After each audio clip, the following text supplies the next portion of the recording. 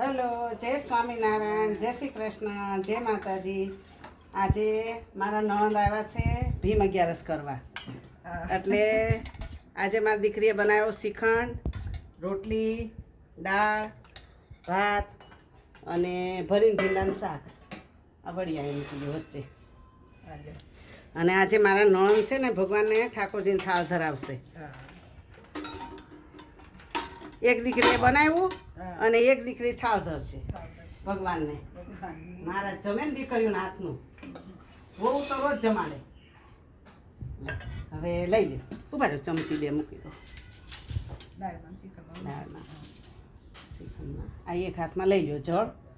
જો તમારા હાથ દાજે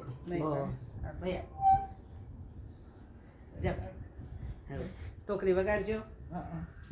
વગાડે છે કંઠી તો વગાડવી પડે ને ભગવાનને. જમો મહારાજ.